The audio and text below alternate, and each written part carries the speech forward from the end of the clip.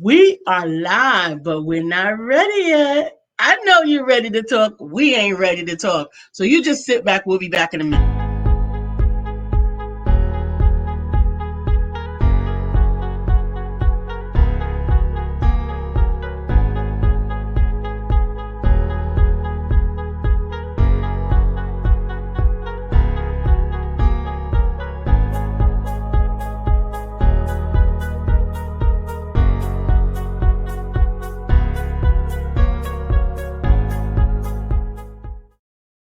Oh my goodness, I am so excited to be with you today on this January the 20th, 2021, on the day that we experienced American history.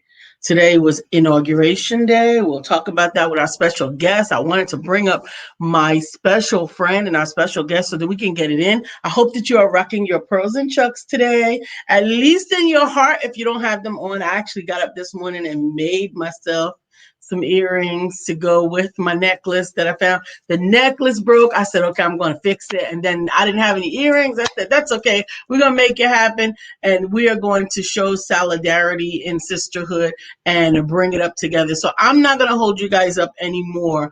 I want to hear firsthand some thoughts about how the inauguration has impacted your thoughts for today. You know, it's not so much about what's going to happen, what's going to happen next, but how today's events influence you as an individual, either as a woman of color, or in any way, whether it has to do with your political party or just your thoughts and feelings as a whole. We want to talk about that today, but with no further ado, I want to bring up my special co-host for the day, Keisha Dixon, Transformational Coach. Hey, Keisha, welcome.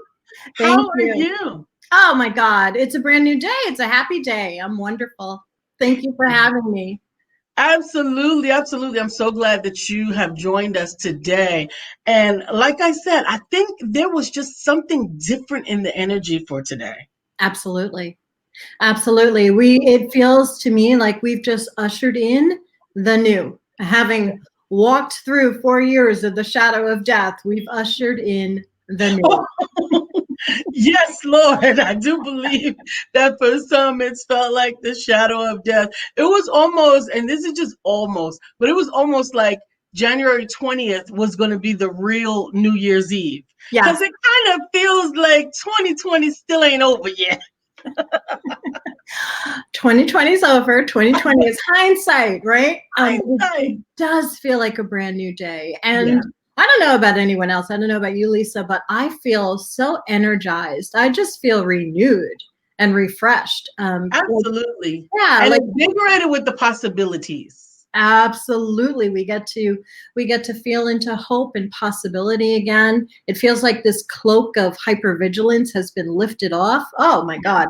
It's wonderful. It is wonderful. It is wonderful. And I actually I harken back to as a child, it was always the aspiration that one day we'd have a Black president, right? That was almost the admonishment to children in elementary school, Black and brown children. You can be the president one day, even you can be the president one day. And we didn't really have any examples of that, right? So then fast forward now, and I'll use my personal history. I have a grandson who's 6, right? So in his lifetime, he has had a Black president and a Black female vice president. Yes. Yes. Come on. It brings me back to when Obama was inaugurated, President Obama. And I called my father was the first person I called. And I'm like, hello, Black man. Absolutely, absolutely. Now I was in awe. I didn't get to watch the inauguration speeches live because I was actually working. Yeah. But I did scan through and I was catching some people's snippets so that I could get a moment almost through osmosis. Yes. Of what was going on. And one picture, it's bringing me to tears right now, where First Lady Obama did like this. Yes. to Vice President Kamala Harris. Yes. Yes. It's almost as if even as you're sharing that, how you can even feel all the people that came before First Lady Obama and Vice President Harris that brought us to this point in history. Yeah, I don't know why I came to the show without tissue. I cry if we're talking about cats. I mean, I cry about anything because I'm just so sensitive, my husband says. So, but yeah, it was a powerful moment. It was a teaching moment, and it was a moment that I hope that we can learn as women, period, not only women of color, but women, that I can see you doing great. It doesn't dim my light. It lights my way. Absolutely. Oh my God. That brings goosebumps. Yes. I'm trying to find something to wipe my face with because I'm leaking. Oh my goodness. I did all my crying on Monday and even last night. All right, I'm trying to hold it together. It's not going to work, but I'm going to try. Let it go. Just let it go. I won't be able to see. So that moment for me overshadowed everything else. It actually became a beautiful overshadowing of even 4 years. Yes. You know, absolutely. I needed that. So when you think about the inspiration of today, whether it's the new regime, whether it's the thoughts that all things are possible, or just the quote that President Biden said, joy cometh in the morning. Oh, God. Good God. Yes. And the morning has come. The morning has come. It has. Yeah, there were so many. I took away so many inspirations and aha moments just from watching the inauguration. You know, there was a poet. I wrote it down. Amanda Gorman. Did you get to see her? I only saw information about her. I'm going to go back and watch the whole thing, but I know she's a 22-year-old. She's the youngest African American poet to recite at the inauguration. Yes. And she was so powerful. She was wearing a ring that was of a caged bird that Oprah had gifted to her as a nod to Maya Angelou, Dr. Maya Angelou. Yeah. There was one line of her poem. The entire poem was absolute beautiful expression. It was brilliant and genius, and it was like a healing balm. There was one line that rang so true. I just heard it over and over. There is always light if only we are brave enough to see it. There is always light if only we are brave enough to be it. Absolutely. And that said it all. That said it all. We've walked through so much darkness. This last 4 years has brought up, on a collective United States and global level, has brought up all of these shadows, these dark shadows that have been in our hearts, right? And on individual levels too, we had to really take a look internally, what's going on in our own hearts. And we were shocked and horrified to see some of the dross that came up, but it came up and it came up through a pressure pot, and it was exposed to the light, and the darkness could not win. It cannot prevail. It cannot prevail. It cannot prevail. No. And I think we run from that. Go ahead, finish your thought. Yeah, and it takes bravery. It takes courage to face those shadows and to face those demons and to face those old rules and systems and paradigms. It takes courage to do that, but we did it. We did it. We did it. We did. We made it. We made it. We made it. Wow. I'm telling you, when I think about how different today was from 4 years ago, and the weight and the feeling of foreboding that fell over our country, it's there's no other way to say it, but it's like night and day.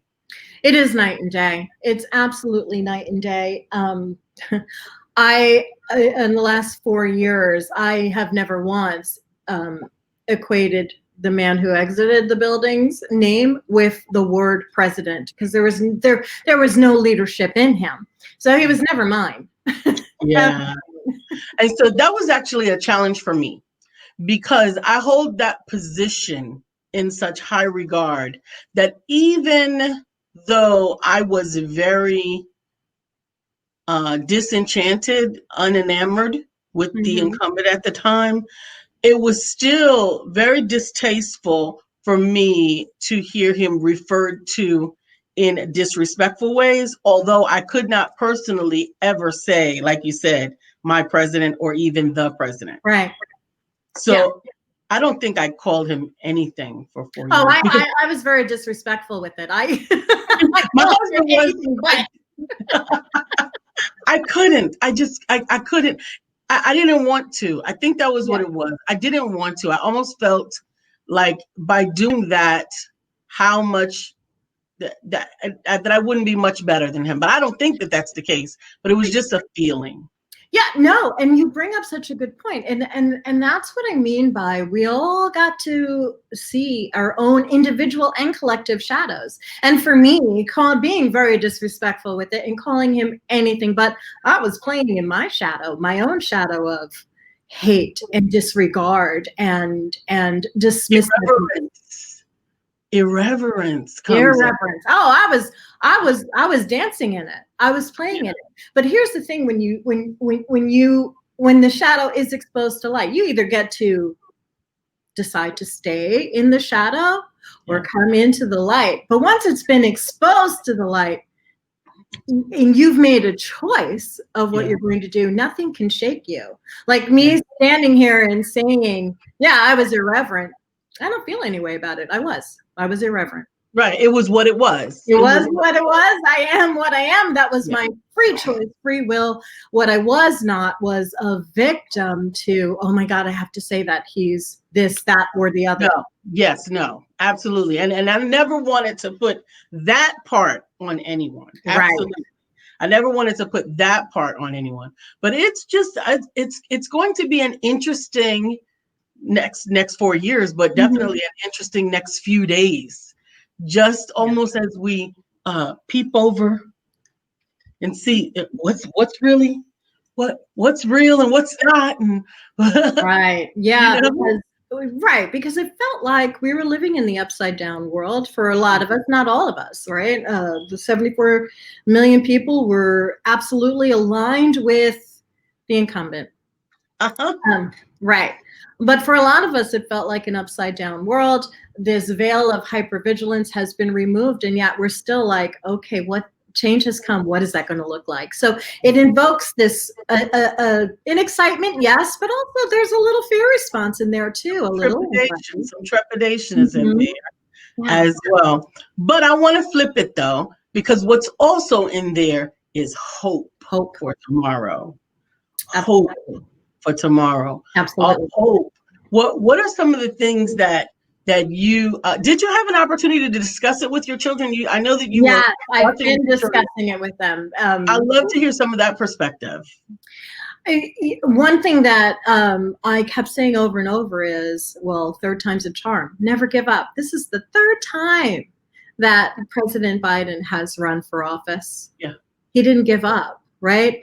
Vice President Harris ran for office also. And sometimes our ultimate goal takes stepping stones. And so now she's the vice president. And the next natural step, if she should choose, and the country should choose, would be for her to be president. Never give up. Just because it doesn't come the first time doesn't mean it's not meant for you. Absolutely. Absolutely. That will be an interesting election season. That will be tremendously interesting when and if we get to see her in the primary slot for to run our country. Yeah. And so I think one of the things that I will charge those that I'm connected with, if they haven't already, I certainly believe that the turn of events that we've already experienced should have, if you have any correlation with higher power or spiritual source, that there should have been an engagement of prayer as we went through everything we went through in the past 4 years, right? But certainly hope that now we can redirect our prayers to the leaders of this country to shore them up, to give them direction and protection for the guidance of this country. Yes. Yeah. And, it's interesting because there were multitudes of people praying for the incumbent. And a lot of them were very, what do you say, soulish prayers? Mm-hmm. Prayers that were coming from this perspective of what their flesh wanted. Prayers coming from a perspective of the lack matrix, right? It has to be them or us, rather than creating this heaven on earth experience. We can experience heaven on earth. It doesn't have to be a war. And so those prayers fell to the ground. Yeah, they did, but I don't think that has to be the case. I think, like you said, we need to identify, or we need to remember how to pray. We need to remember how to pray. It's not necessarily for what I want or for you want, but for God's will to be done. That's for right. His will to be done. And if we can do that and link together arm in arm, shoulder to shoulder, to move this regime or this time forward, so that it benefits all of us. Mm-hmm. That was also a point that I thought was important to resonate. I heard it in one of the snippets that I was listening to in the inauguration speech, and about the unity, about the bringing us together, not a Republican country or a Democratic country, but the republic to which it stands, right? The unified nation. Do you think that we're going to get to the place where that is without a common enemy, where it is again prideful to be an American, regardless of what color you look like, regardless of which political party you align with, but that we are just Americans? Yeah, I think we're definitely 2 steps closer to that now. The first step happening on, unfortunately, the events that happened on January 6th. I think January 6th, as divisive as it looked, was a unifying event, because it woke so many people up like, whoa, wait a minute. That ain't me. Yeah, it woke them up. They had to say, no. I'm not with that. Right. Yeah. Right. And it doesn't matter at the end of the day what any particular leader, church leader, political leader has to say. How do you feel about what you're seeing and experiencing and witnessing? And I think that really jolted people in their heart, like, oh, this is not what I signed up for. And yet it is, but this isn't what I signed up for. So I think that was one step closer. It was an awful event to witness. And then today we're another step closer. Bullying and fighting and lying is not going to create a heaven on earth experience that we all want. Yeah. I think I'll have to agree. I think I'm looking forward to what a new conversation is going to look like. And we talked about it a little bit this morning on our show with my husband. He and I actually disagreed a bit. I caught that. Did you catch it? I did. I don't want secret. I don't want that secret dissent or division. I don't think. I mean, I didn't like it having it out in the open, but at least I knew where they were. Yeah, I mean, this was. I'm in agreement with you. I don't want it to be hidden. I want it to come into the light. This was more than racism or systemic racism. This was also about classism and elitism. Yeah. And also, New World Order. That's what this was about. There was definitely an overarching storyline that was happening that a lot of people just weren't aware of. Yeah, a lot of extremism. Mm-hmm. A lot of extremism. And definitely, while I could understand wanting to live in a peaceful place where I don't have to worry about what anybody's thinking and all of those other things, but I also think that that's, to me, it's unarmed. You don't know what you might be walking into. We saw it play out on January 6th right, because if the cameras weren't rolling, if this wasn't 2020, we would have, I think it would have been a very different situation, because the enemy was from inside It was hidden inside of us, Yep. inside of all of us. That was an outward manifestation of some of the swampy gunk that's within all of us. And it really could have taken the country down. And absolutely. And the problem with it was that it was emboldened by the leadership in that. Words matter. Yeah. Words matter. It was emboldened. I mean, that was a direct call. If anyone was ever confused about dog whistles, it couldn't have gotten any louder. Exactly. Exactly. Actually, that dog whistle is a phrase that I've only just recently learned. I didn't understand it. I knew what a dog whistle was as it relates to the dog, but I didn't understand what it meant as it relates to something that could seem nebulous to one audience. It could be a nebulous phrase or a nebulous saying, but the one that it's actually pointed to, they know exactly what it is. Picks it up and runs with it. It's like at the debate, the first debate, stand back and stand by. That was a dog. Come on, that's a dog whistle right there. For January 6th. Loud and clear. Yeah, loud and clear. And when it's not in your face, I mean, if it hadn't been so much in our face, then there would have been, I think it was how many, 30 or 60 National Guard troop members today on guard that were absolutely aligned with the rhetoric coming from the incumbent person. Yeah. Mm-hmm. That's crazy. So I wanted to, here's another thing that I've enjoyed today. I've enjoyed the solidarity in the sisterhood. Yes. I've enjoyed the solidarity in the pearls. And my energetic pearls. I didn't have any Chucks to wear. My mom is a Chuck wearer, but I prefer to be barefoot as much as I can. But I enjoyed it. I enjoyed that solidarity, not so much just for the placating or the trending or anything, but I think it was almost a call to unity. Absolutely. That we haven't heard in so long. A call to, let's stand together. Let's show our solidarity. Let's come together. And celebrate this moment on the right side of history. Yes. It's been a long time coming. I mean, 108 years ago, women couldn't even vote. Mm-hmm. And now she's holding position, and we have a tremendous number of women in government, powerful women in government. Yeah. And I'm just looking forward to seeing what is 2031 gonna look like. Like, I got a credit card in the mail, a new credit card, and the expiration date was 2031. Wow. I can't even, I don't know. What do you think? Can you imagine? Like, I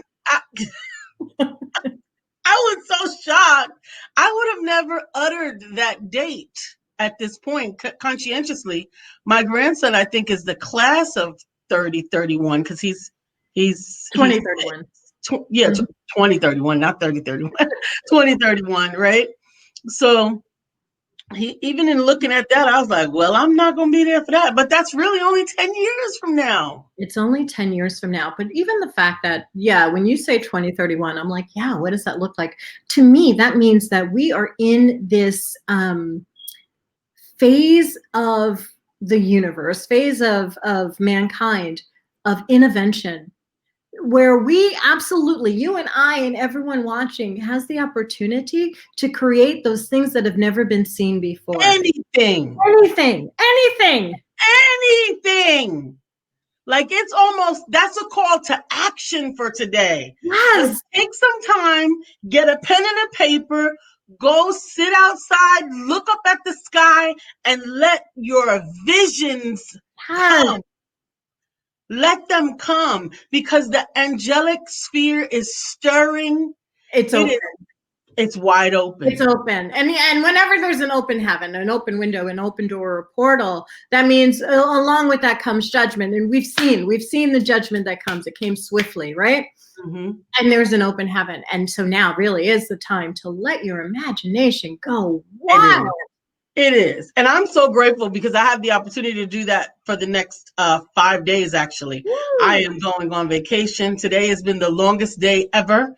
When we get off of here, I'm going to close my eyes for 30 minutes, but we're going to the mountains. And I plan specifically to use some of that mountain backdrop Yes. to open up the energetic chakras that are connected to creation, to bring about Yeah. manifestation. Oh my And God. oh my God, I'm excited. I'm like tingling right now. Thank you so much. Absolutely. That's gonna be amazing.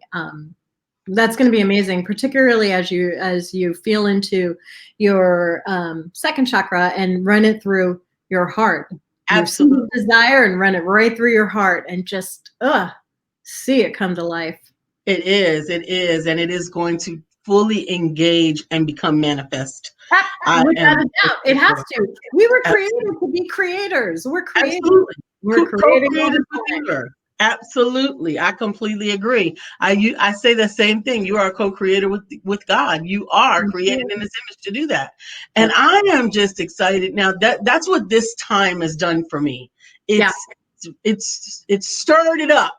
It Yeah. stirred it up. Like you were talking about the dross that comes up, right? So all of that gunk and stuff that gets out of the way. But that's also part of the purification process that so often we look to avoid because Yeah. it's ugly, it's nasty, it's got yucky stuff in it. But if we don't bring it to the surface, we can't skim it off. That's right. And I'm feeling right now resurrection. Those things that you thought were dead, bring them back up to life too, because that the spirit of resurrection resides within us as well. I mean, it's the same spirit. Yes, breathe new life into it. Yes. And put it into a new perspective, understanding that there's a time and a season for all things and everything under the sun. It's possible that the vision that you had was premature. Right. And oftentimes we try to hasten a vision. And I often believe that that's why God doesn't give us the big pictures. Because we saw Yeah. everything, we were up there, step 17, and he'd be like, if you don't hold on and get over here, step 5 waiting for you. That is so me.